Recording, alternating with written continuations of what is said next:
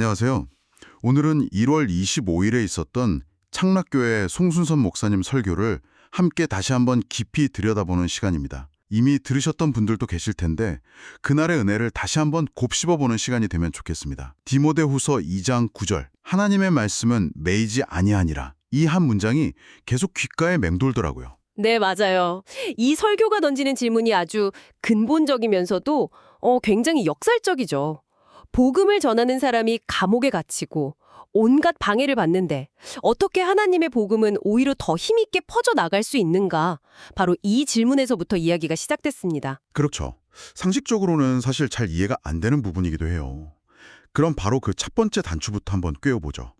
설교가 교회가 뭐냐? 이 개념부터 다시 생각하게 만들더라고요. 우리가 지금 눈으로 보는 이 창락교회라는 건물, 이게 교회의 전부가 아니라는 이야기로 시작하셨죠. 맞습니다.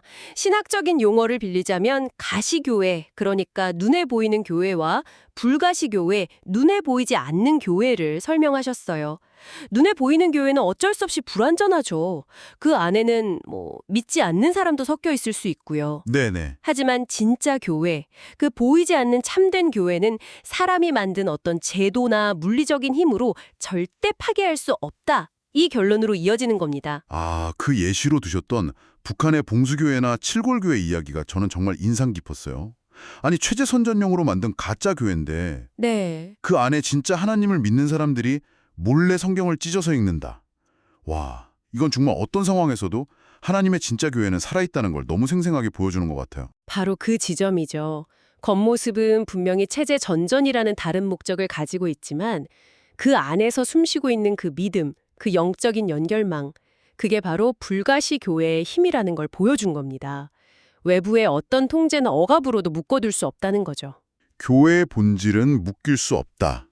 이 겨냥이 이제 설교의 중심 인물인 사도 바울 이야기로 넘어가면서 더 극적으로 펼쳐지는 것 같아요.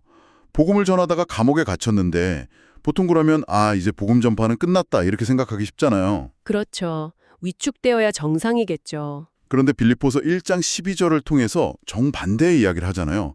내가 당한 일이 도리어 복음 전파의 진전이 된 줄을 너희가 알기를 원하노라. 아니, 어떻게 감옥에 갇힌 게 진전이 될 수 있는 거죠? 바로 그게 이 설교의 핵심적인 역설입니다. 바울이 갇히니까 두 가지 현상이 일어났다고 설명을 하셨죠. 첫 번째는 바울의 동력자들이 우리 리더가 갇혔으니 우리가 대신 더 열심히 해야겠다. 는 선한 뜻으로 더 용감하게 복음을 전했다는 거예요. 거기까지는 이해가 가요. 책임감을 느꼈다는 거니까요. 그런데 두 번째 현상은 이건 정말 좀 뭐랄까 인간적으로는 받아들이기 힘들었어요. 어떤 부분이었죠? 바울을 시기하던 사람들이 잘됐다, 이때다 싶어서 우리가 더 인기를 얻어보자 이런 나쁜 의도로 복음을 전했다는 거잖아요.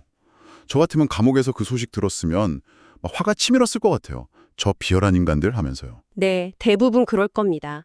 그런데 바울의 반응은 우리의 예상을 완전히 뛰어넘죠. 이렇게 전하든지 저렇게 전하든지 전파되는 것은 그리스도니 이로써 나는 기뻐하고 또한 기뻐하리라. 메시지 자체가 중요한 거지 전하는 사람의 동기는 부차적이라는 겁니다. 바울은 자신을 그저 메신저라고 생각했던 거예요. 메시지가 워낙 강력하니까 어떤 메신저를 통하던 그 가치는 변하지 않는다는 확신이 있었던 거죠. 메신저와 메시지를 분리해서 생각하니까 확 와닿네요. 결국 사람을 묶는다고 해서 복음까지 묶이는 게 아니라는 걸 바울의 삶이 그냥 그대로 보여준 거군요. 정확합니다. 그리고 이 지점이 바로 오늘 본문 말씀, 하나님의 말씀은 매이지 아니하니라 와 딱 연결되는 거죠. 설교에서 이 진리를 그 교부 크리소스톰 일화로 풀어주시는데 정말 재밌더라고요. 네, 그 이야기 진짜 재밌었어요. 로마 왕제가 크리소스톰을 벌 주려고 하는데 뭘 하려고 해도 신하들이 다 말리잖아요.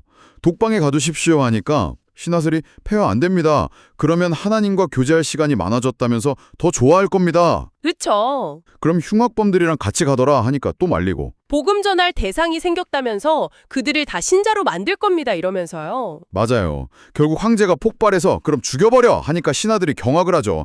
그러면 순교자라면서 더 많은 신자들이 생겨날 겁니다.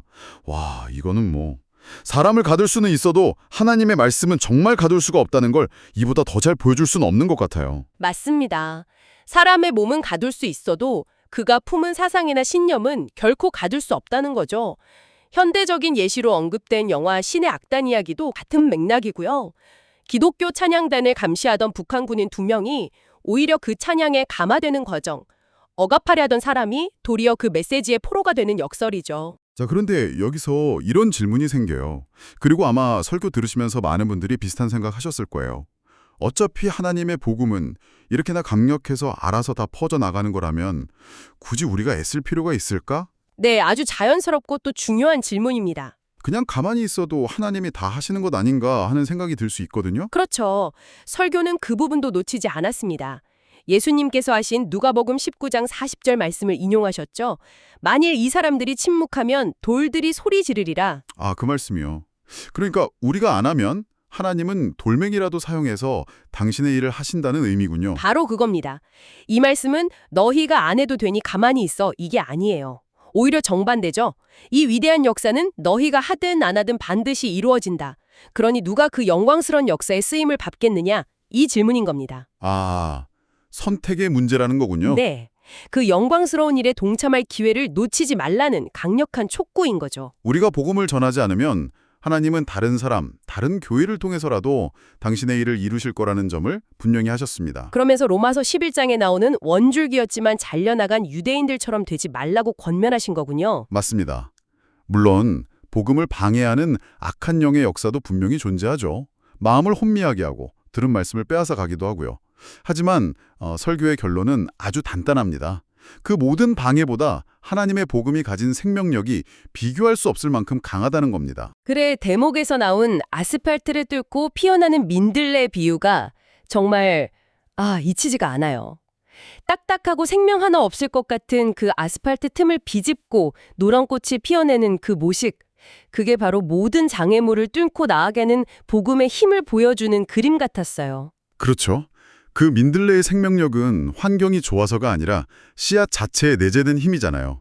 마찬가지로 복음의 능력도 전하는 사람의 능력이 아니라 복음 그 자체에 있다는 것을 설교는 마지막까지 힘주어 선포하고 있습니다. 오늘 이야기를 정리해보니까 설교의 흐름이 하나의 큰 그림처럼 그려지네요.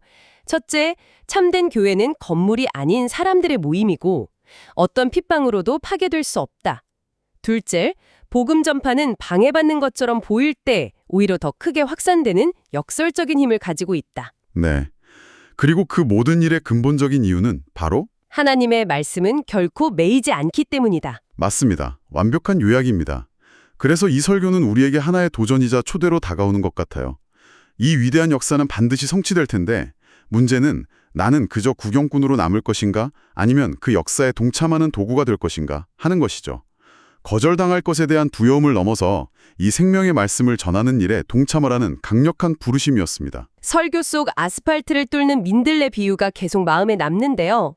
오늘 이 내용을 다시 떠올리는 당신에게 마지막으로 이런 질문을 던져드리고 싶습니다. 당신의 삶 속에서 복음이 들어가기엔 불가능해 보이는 단단한 아스팔트 같은 영역이나 관계는 어디인가요? 그리고 그곳에 아주 작은 민들레 씨앗 하나를 심는다는 것은 구체적으로 어떤 말 한마디, 어떤 행동 하나가 될 수 있을까요?